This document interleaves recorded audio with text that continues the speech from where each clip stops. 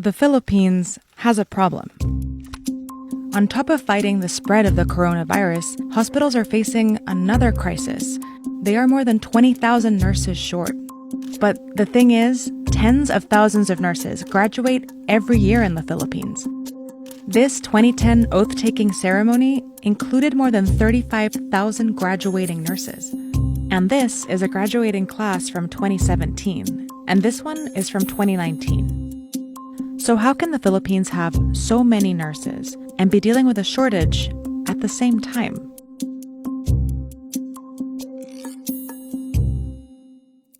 This story starts in 1898, when the Philippines became a U.S. colony.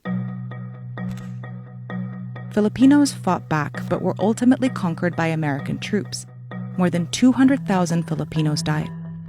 As part of the colonization of the Philippines, the U.S. created a policy called benevolent assimilation that claimed to protect Filipino rights and liberties.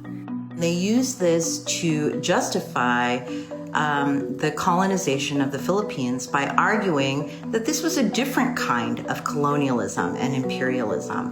This was a good kind of colonialism that would bring education, infrastructure, and public health. The U.S. started taking over institutions and education and began developing a medical labor force in the Philippines. They built more than 10 nursing schools in less than a decade. Filipino nursing students had to learn Western medical practices from American teachers, and they were forced to learn in English. Year after year, new classes of American-trained, English-speaking Filipino nurses graduated from nursing schools.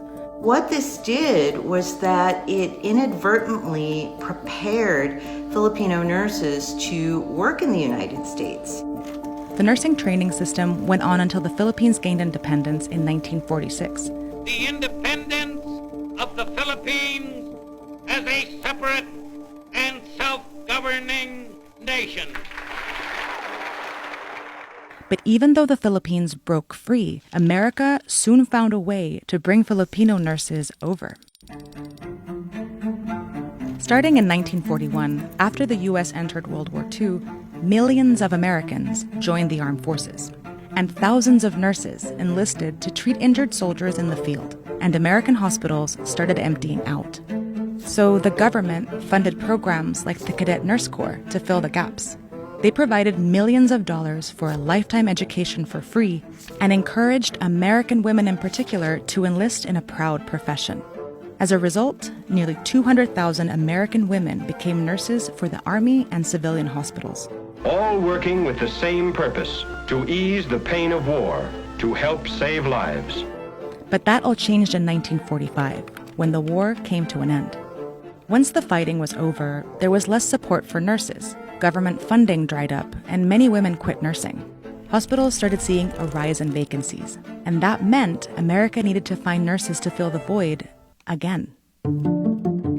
Instead of improving pay and working conditions to encourage American nurses to return, the U.S. looked beyond its borders to fill the jobs Americans wouldn't take, and it turned to a new temporary visitors program as a solution.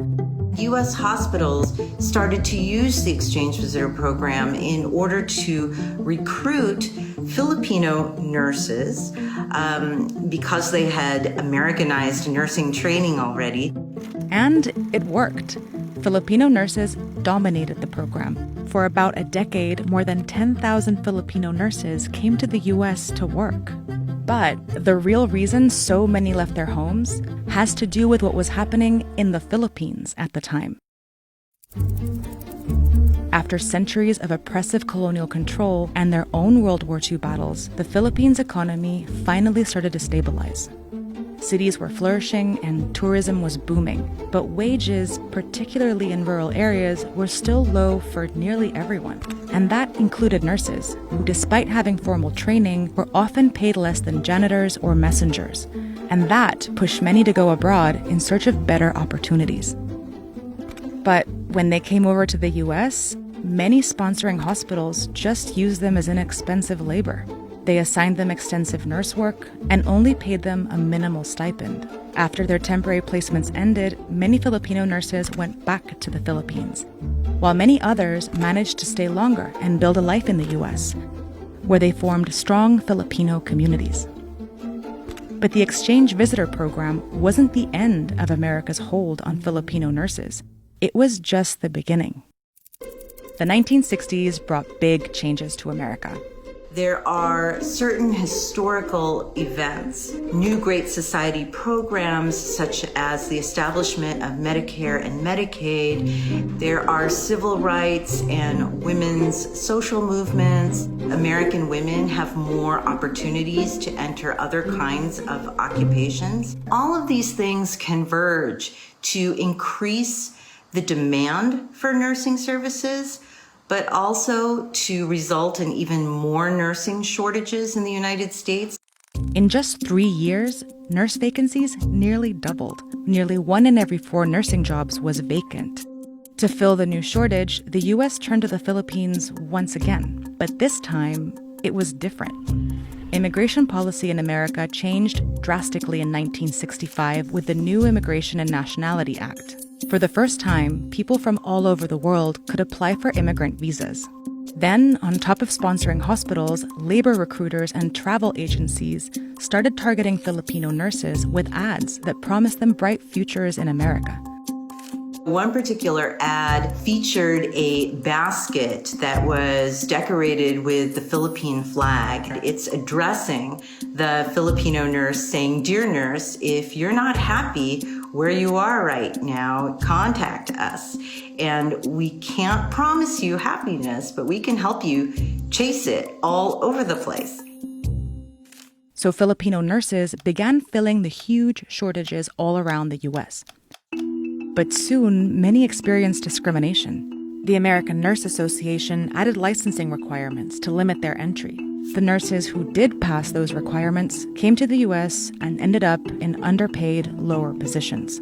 Still, it's this phase of migration that lasted through today and transformed the U.S. healthcare industry.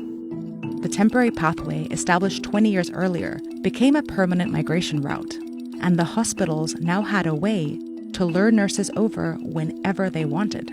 But focusing on what pulled so many nurses to America overlooks the forces that continue to push them out. Which brings us back to the Philippines. This is Ferdinand Marcos, who ruled the Philippines with an iron fist. In 1972, under martial law, he began to rule as a dictator. He was behind more than 3,000 extrajudicial killings and tens of thousands of tortures and incarcerations. As a result of the unrest, the economy that was starting to stabilize fell into a recession and unemployment skyrocketed. But instead of addressing the lack of jobs, the Philippine government actively promoted and publicized labor export, the export of Filipino workers to countries throughout the world. And that's because Filipino overseas workers were starting to send hundreds of millions of dollars back home to their families, and the Filipino government wanted to keep that money coming. Over time, that government push led to a global migration, making the Philippines the largest exporter of nurses in the world. Nearly 20,000 nurses leave the Philippines every year. They go to Saudi Arabia or Australia, the UK, Germany, but many of them have ended up in the US, where nearly 1/3 of all foreign-born nurses are Filipino. With the US recruiting nurses on one end and the Philippines pushing them to work abroad on the other, both governments have benefited from Filipino labor. Over the decades, a total of 150,000 Filipino nurses have come to work in U.S. hospitals. And after years of exploitation and discrimination, Filipino and Filipino-American nurses have organized in the U.S. They pushed back on exploitative practices and have fought for better working conditions. But surveys show that a large number of Filipino nurses are still concentrated in bedside and critical care, some of the most dangerous and strenuous nursing work. It's the kind of work that puts them disproportionately on the front lines of the fight against the coronavirus. The pandemic has taken an outsized toll on Filipino healthcare workers. Of the 318 healthcare workers lost to the coronavirus as of May, at least 30 are Filipino. And still, thousands remain on the front lines. In April 2020, as the coronavirus spread through the Philippines and the shortage of nurses across hospitals became a problem, the government temporarily banned healthcare workers from leaving to work abroad. While it might seem like a appropriate idea for Filipino nurses to remain in the Philippines, it's also important to remember that Filipino nurse overseas migration is a long-standing phenomenon that has been actively promoted by the Philippine government. Even though the ban was eventually lifted, it points to the instability that Filipino nurses have to live with on both sides of the migration route. Pushed and pulled between countries, Filipino nurses continue to get caught in the middle, even as they strive to work on the front lines, providing critical care like they always have.